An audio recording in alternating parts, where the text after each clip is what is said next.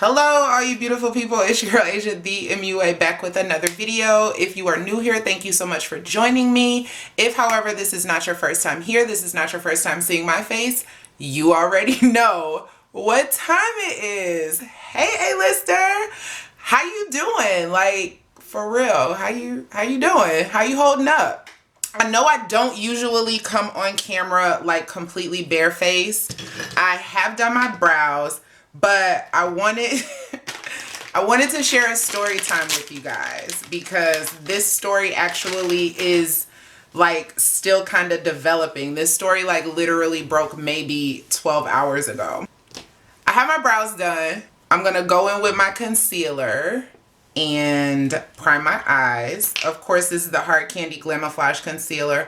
I think this is the color Amber. It is. It's the color Amber. Let's get into this story. So, I don't know if you guys remember, like a couple videos back, I think I was talking about my birthday, and I kind of hinted or mentioned that I was seeing somebody. I was seeing somebody. Like, I had a boyfriend. But I feel like I'm too old to be calling somebody my boyfriend, so I like to just say I'm seeing somebody.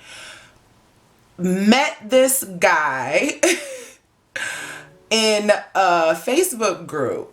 I'm a part of some pretty active urban African American Facebook groups here in Las Vegas. Let me shout these groups out because they're really a lot of fun. One is called Beard Game Las Vegas. One is called Nostalgic Las Vegas. One is called Sippin' Sisters. But there are these groups on Facebook, and it's like kind of my social circle. It was the social circle that I entered at that time. And I was pretty new to this social circle about a year ago. I met this guy, and I don't want to keep saying the guy that I was seeing, so we're going to give him a name. We're going to call him Sean. So I met this guy named Sean, and like, you know, slid in the DMs, blah, blah, blah, you know, all that good stuff. And he was like, oh, you're from Chicago. I'm from Chicago too. You know, it's this really good Chicago style restaurant. I'd love to take you one day. So I'm like, okay, you know, I like a nice free meal. So I'm like, all right, I'll meet you, you know, this day, this time. And, you know, we'll grab a bite to eat, chop it up, you know. See where this goes.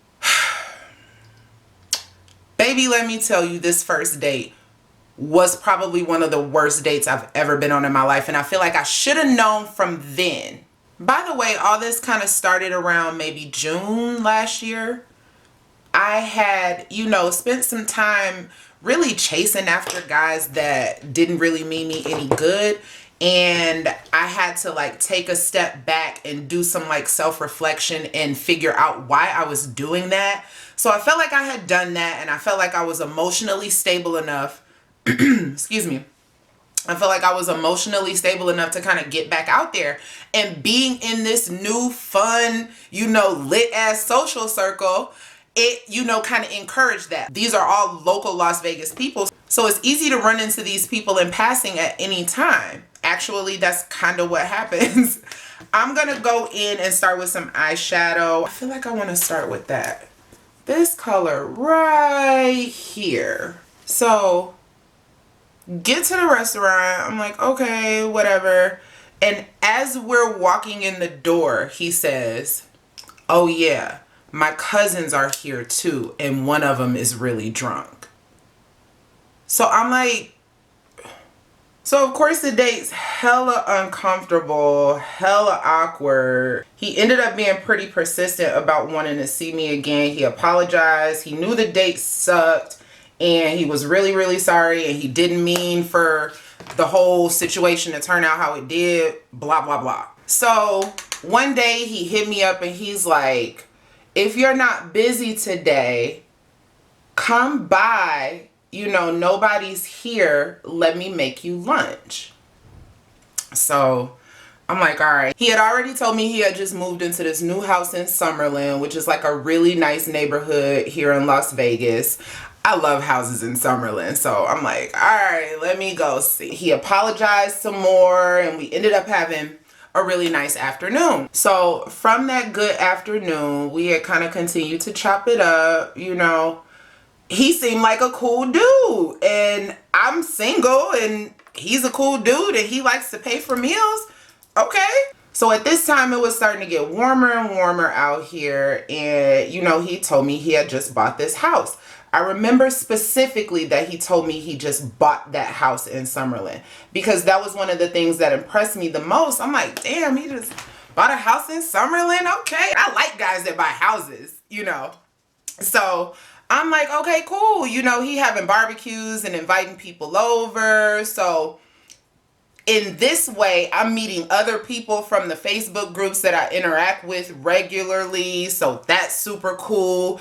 It was just like a good vibe. Like, I kid you not, it was a good vibe. And in those weeks, you know, going out with him, going to his house when he barbecued, with the little kickback situation. He had a pool. He loved to barbecue, so everything is good. It was in those weeks that I kind of started to like Sean. And of course I'm hesitant. I feel like I'm just getting back out here. But this guy's giving me good vibes. He's giving me vibes that I wasn't really getting from any of the other guys that I was kind of dating at that time. So I went with it. While I was spending time at Sean's house at this time, I met a young lady. Let's call her Tanya. And me and her just clicked. She seemed real cool. Like, me and her clicked. It was like one of the first times I came over there, she was there. And me seeing another, you know, female that I kind of vibe with at a setting that I'm not 100% comfortable, that just allowed me to feel a little more comfortable with my surroundings. So me and Tanya getting cool.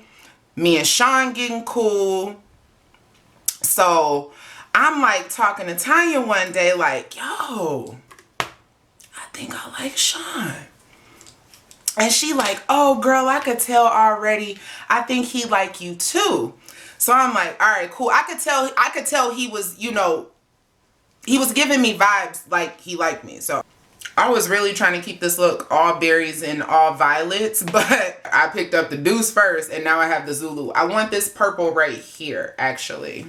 I'm going to go in with this Juvia's Place brush. I love this brush. I talk about this brush all the time. The Juvia's Place J125 is such a good blending brush. So time goes on. We're getting closer and, you know, he's giving me vibes like, no. Now he's giving me vibes like he's telling me he wants to be in a relationship. And I'm like, you know what? I kind of just got out here trying to lock it down already.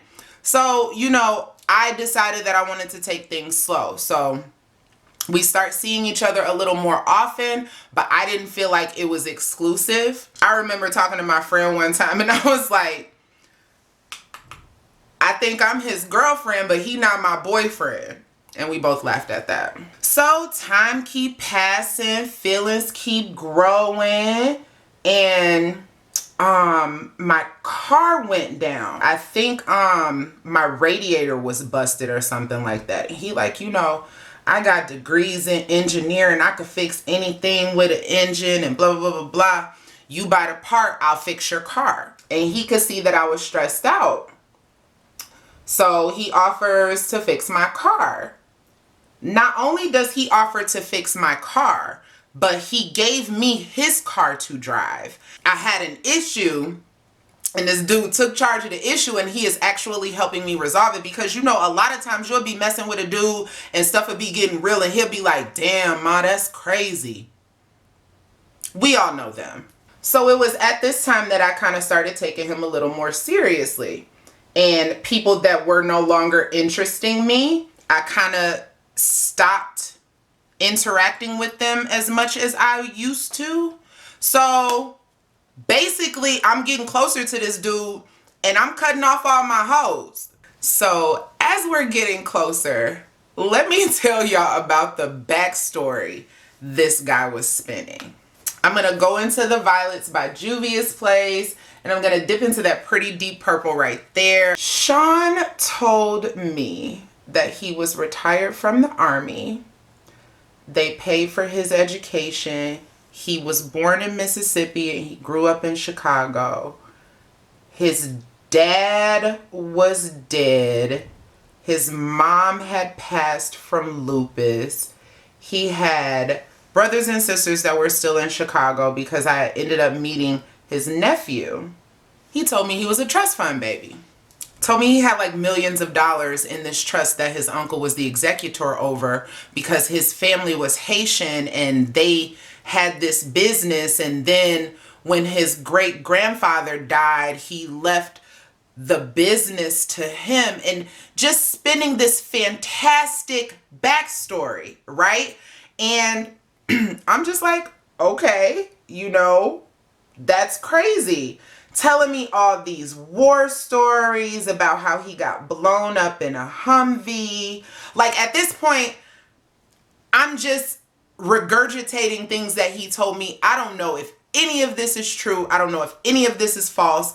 I have no way to really verify or prove anything this man really told me. And I feel like once you tell one lie, that gives me room to question anything you say. And he told so many lies. Like, so many lies. Okay? Like, for no reason too. It was so weird. Like, now that like I sit back and think about it, it's so weird for somebody to just spew lies out of their mouth like that for no apparent reason. So I'm like, okay, like, I like this guy. I'm not really dealing with anybody else because, this guy is giving me the vibes that I want. Like, so I went with it. So fast forward to about December. It had to be December because this was allegedly my Christmas present. This guy told me that he was going to buy me a space for me to do makeup and nails. Like, beautiful space. Like, amazing space. Like, I can't even describe to you how awesome this space was. It was perfect for what I would want to do. And it would have been awesome if this was all real. But spoiler, all this ish is fake. So we get this spot. We meet with this realtor. We meet with these contractors. And from what I can tell, the way things are going, everything is looking legit. Like, I'm about to have a space with my name on it to where I can do what I want to do. Like, I'm like, this dude is the bomb. This dude is all that and a bag of chips, okay? I mean, like, floor plans back and forth with these contractors, meetings and emails with this realtor. He telling me he about to buy another spot so he could open his business, and then I'm gonna have my business and he gonna have his business, and we just gonna be like the bomb. I gotta stop saying the bomb. I'm taking everything with a grain of salt, but at the same time, I'm like, what if he's for real? Plot twist, he wasn't. Things felt good for a while, and then things got weird. While all this was going on, something happened with the house in Summerlin. And he started talking about the owner of the house. And I'm like, but didn't you tell me you bought this house? And he was like, yeah, but it was on a short sale and blah, blah, blah, blah. Some BS he said. And the way he spun it, it was like by the time he was done talking, you didn't really know what happened. And it's just like, oh, okay. He moves out of this house in Summerlin to this apartment near Nellis Air Force Base. He kind of tried to spin the story like the company or the property manager that was managing the house for the short sale or rent to own, whatever he claimed the situation was, he spun it like they were doing him wrong. So I'm feeling like, okay, he getting jerked around. I'm not gonna stop messing with this dude because something happened. That's not the type of person I am.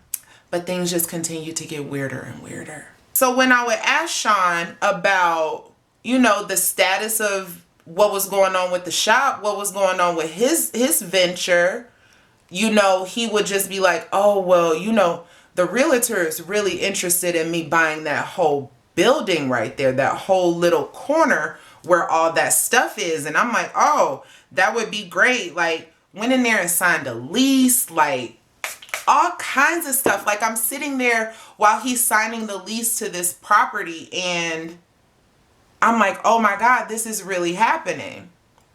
So he like, oh yeah, you know, it's something, you know, wrong with the construction, is so outdated. We got to do some construction to get it up to code. And in order to do that, we have to do these permits, and we got to wait for these permits to get approved. And I'm like, okay, you know, I know this isn't going to be a speedy process. I'm not expecting this to be a speedy process. But every time I would ask Sean for like a status update, it would be some weird convoluted answer that I wouldn't really question, because I'm like, I'm just going to let him do this. And he's telling Tanya, you know, I really like her, you know, I think I want to marry her, but she be tripping sometimes, and, you know, all this weird stuff. So, you know, he ends up helping Tanya out with something, and in that process, he ended up in the hospital. Now, I hate hospitals, but I was going back and forth to the hospital, seeing this guy, making sure he's okay. Like, real girlfriend stuff. Then things get weird again. So he's staying in this apartment near Nellis Air Force Base. And for some reason, his nephew had came out here and was staying with him because he was getting into trouble in Chicago or something to that effect. And I thought that was really admirable. And it seemed like this young man really looked up to Sean and really, you know, respected and valued his opinion. So something happens at the apartment that they're staying in. Ends up moving out of that apartment and into a house. And into a house not too far from where I live, like very, very close to where I live, walking distance actually. Him and his nephew ended up falling out, so his nephew was staying somewhere else and planning on going back to Chicago. So he moves into this house around, like literally around the corner from me. And I'm like, you know, this is cool, like baby right around the corner, like awesome. By this time we had been dating for quite a bit, and so I want to go in with some glitter. I pulled two. I don't know which one I want to use though. I think I'm going to go in with Innocence. This is Innocence by Mo Glitz and Glam. And I'm going to adhere this with, of course, some Mo Glitz and Glam glitter primer. So this whole time, you know how your gut will kind of nag at you when you know something is like not right? I had been feeling like something was kind of not right for a while. So, moving along to my birthday. He's staying at this house around the corner from me. He's planning this huge trip to Atlanta for me for my birthday. This is where he kind of brought my mom into the situation. So, he's planning this all these festivities for me in Atlanta. And my mom lives in Atlanta, by the way. So, this is why he's contacting my mom, you know, reaching out to her, trying to put stuff together, because allegedly, he was planning on proposing to me at this huge celebration that he was planning in Atlanta for my birthday. But while all this is going on, his feet like have this reaction to something. I don't know what happened, but his feet swole up like really, really bad. And the closer it got to my birthday and the more like I didn't see progress in his feet, the more I kind of had the dreading feeling that this Atlanta trip wasn't going to happen. And I'm telling myself, if this Atlanta trip doesn't happen, it's going to be due to his health. It's not going to be due to some weird stuff. Because while there were good things, there was also a lot of little weird stuff that I was just like having problems reconciling. Stuff wasn't making sense way too often. So, of course, my birthday comes, and as you guys know, we don't go on this trip. I went to the doctor with him a couple of times, and he just was not cleared to fly. So we don't go on this trip, and I'm like, okay, I can't be mad at him because he can't fly, you know? And I would never want to do anything, you know, or make him feel like he needed to risk his health to, you know, appease me or make me happy, because I'm not that type of girl. So the trip doesn't happen. My birthday sucks. I'm pissed, but I'm trying to be cool because at the same time, it's not technically his fault, but at the same time, I'm salty as hell. It's my 35th birthday and it was horrible. So at this time, he's like, okay, well, I'm going to buy you a car for your birthday. Let's go to CarMax and look at some cars. So we go to CarMax and he picks the newest, most expensive car on the lot. And we test drive it. You know, we sign paperwork. We going back and forth with this salesperson. And, you know, the day that we're supposed to go back and pick up the car, you know, we at his house and he like, okay, this is how my business runs. I'm going to show you. And, oh, this glitter is so pretty. Like, I'm going to give you the keys to the kingdom. And I'm like, okay, babe, let me see. You know, this is the account that's attached to my business. And what was the name of his business? What was the name of his business? At this time, he kept referring to something as First Source Solutions or something like that, and told me it was a subsidiary of the shipping container company that he owned. So I'm like, okay, whatever. This is the business account. This is how much is in that account at this time. And the way I'm able to run my business is I'm able to print these checks. So I'm thinking to myself, okay, if this man is really a legitimate business owner, I have seen companies print and write out payroll checks like on the spot. I've seen it done. I've been paid that way for some gigs sometimes. So I'm like, okay, but still at the same time, like, what? So we had the purchase agreement for the car with the exact amount on it. He types that exact amount into the computer and prints a check that says First Source Solutions or whatever the hell the name of the company was. And it's pulled off of this bank. So I'm telling y'all, like, the whole time I'm like, sus AF, right? So I'm looking at the check and I'm, you know, examining the check and it looked legit. And the bank that it was drawn on, I looked it up. It seemed to be a legitimate bank. And I'm like, okay, this is a real bank. This check is drawn from a real bank. He owns this business attached to this account from this bank. It made sense. So we get there to go pick up the car, and like so conveniently, by the time we get to the car dealership, it's already after 5 o'clock. So the check can't be verified. So he's like, okay, you know, we'll do the verification tomorrow and you guys come right down in the morning. I'm going to have it with a bow on it for you. This, and that. And you're going to be able to drive off with your car. The next day we go to CarMax. There's a big yellow bow on this car that I wanted, and I'm super, super excited. We go in there, we sign. And I used to work at a car dealership, so I'm like, okay. So we get to do the title paperwork, and the title agent is like, okay, who's signing for this business? He's like, I am.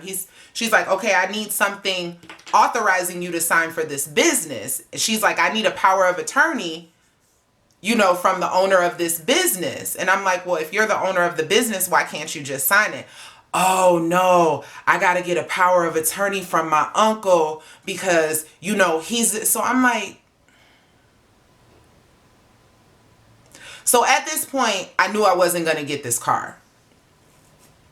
And I'm just like, okay, he said he has a dealer license, so I can just have him take me to the auction and I can buy a car myself because I don't want to do this. Like, whatever this is, I don't want to do it. So at this point, I'm like, something ain't right with this dude. And I know, like, people will say, if you knew something wasn't right with him, why did you continue? I knew something wasn't right, but there was still other stuff that was good. This guy treated me great.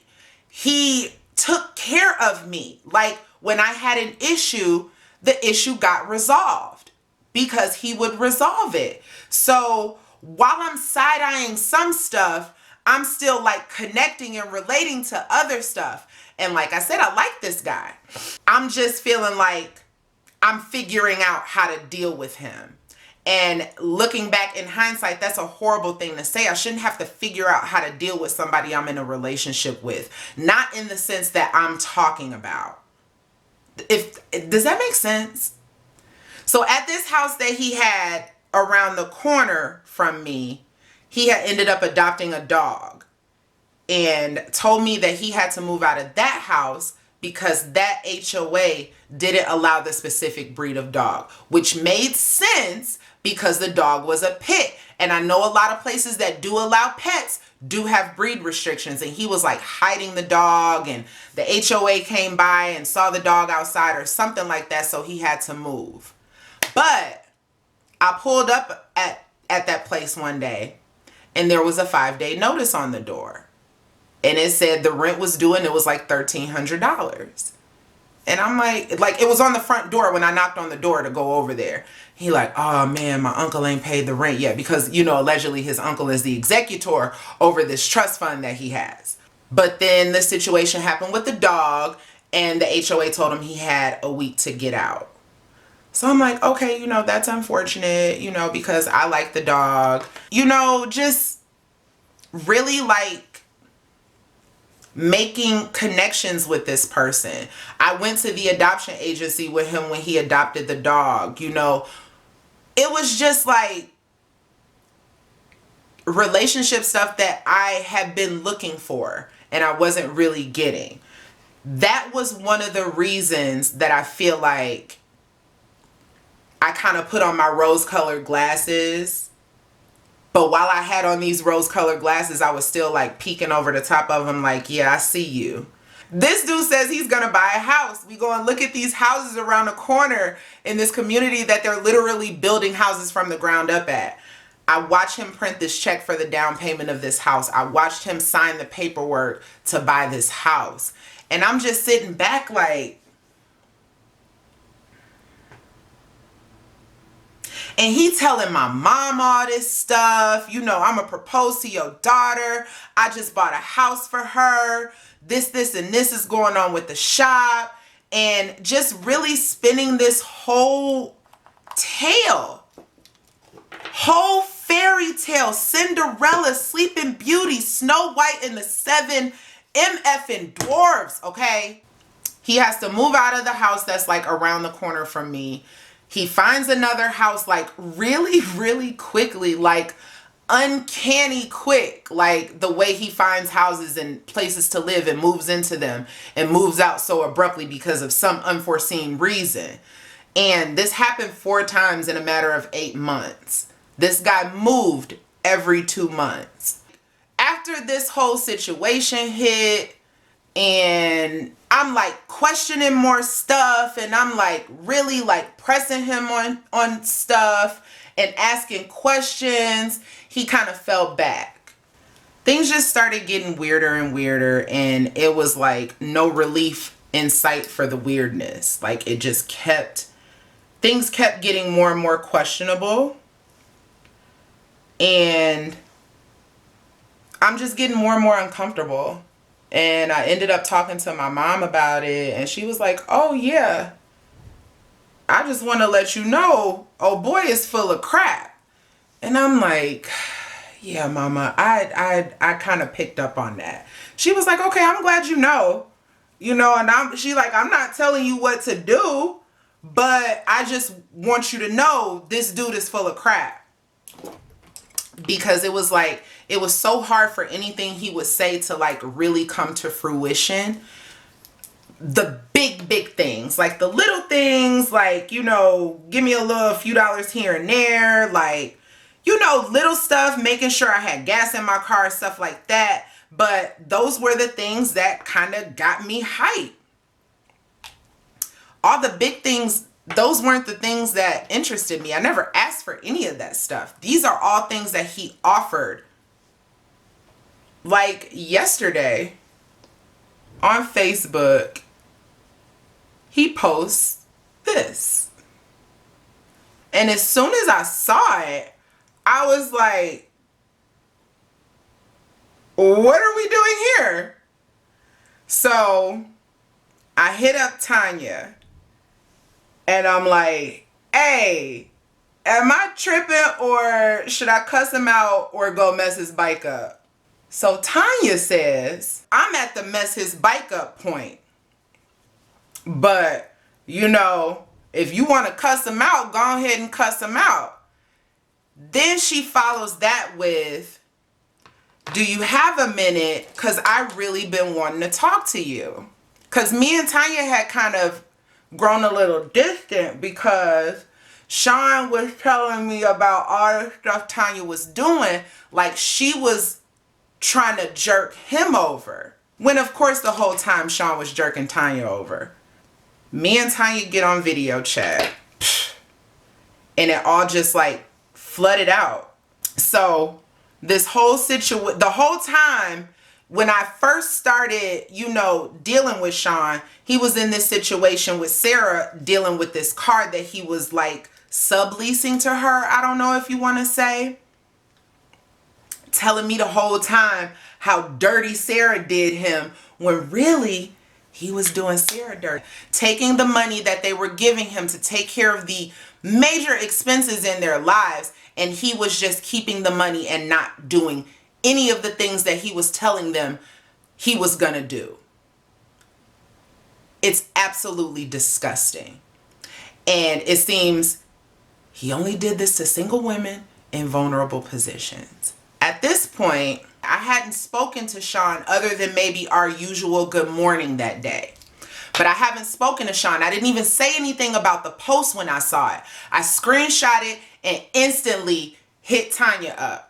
I'm talking to Tanya, I'm talking to Sarah, and they're telling me all this stuff. This man told me, swore up and down vehemently that he didn't have any kids and he always wanted them. Told me this story about this girl in Chicago that he was with that told him the kids she had were his. Turns out they ended up not being his, and he didn't find out until years later when he was already taking care of them and in their lives. And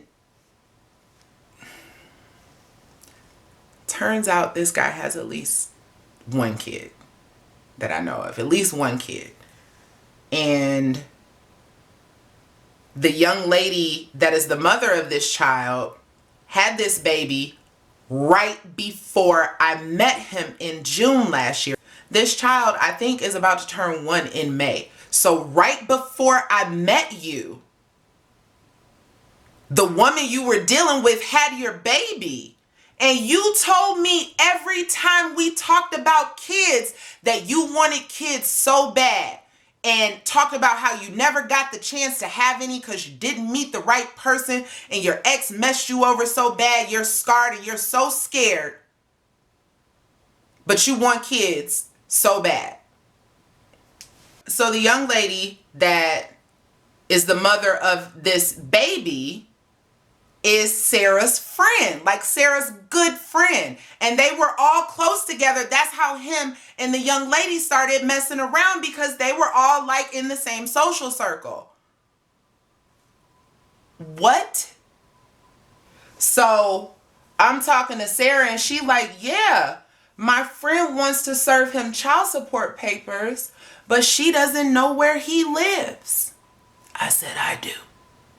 So I went ahead and slid that address on over to Sarah so she could pass it along to her friend so she could serve him those papers. So, of course, like I said, this story is still developing. Like, people are still DMing me like, yeah, he did this and this and this, and I know for a fact this and this and this. So it's just like, I'm at the point to where I'm like, was anything real? Like, was this whole situation just a complete lie? And I kind of feel like it was, because I can't figure out what was real and what wasn't in that situation because he lied so much. So I went ahead and lined my lips with cork. I wanted to do a little chestnut, but I really just don't feel like finding it. So yeah, like it was so crazy. And I never want to be the type of woman that settles for the BS just for the sake of having a man around. And I felt like at that point, staying in a situation that I know is not right would be just doing that. I had gotten used to having my man around. You know, when I needed something done, I got used to calling him to get those things done. And I'm not gonna lie, it felt good. It was the sense of security I had been looking for a long time. And I got some semblance of that and I liked it. And I'm just glad that I removed myself from the situation before something ended up happening, because you're like committing fraud, my dude. Like, you not scared of going to prison? Because I am. I am deathly afraid of going to prison. That is one place that I never want to find myself ever. And it just seemed like he was doing these things with no regard for consequences or the people that he was affecting by his actions. And to me, that's like the worst type of person. Any type of dude that's gonna deny a child that he knows is his, that's the worst type of dude. It was absolutely despicable and it was disgusting. And I'm really like embarrassed almost that I associated myself with a person like that, because it's absolutely abhorrent. I'm using a little bit of, what is it, Snow Flushed. I wanted to add a little purple to my highlight. I'm gonna go in with some Viva Glam too.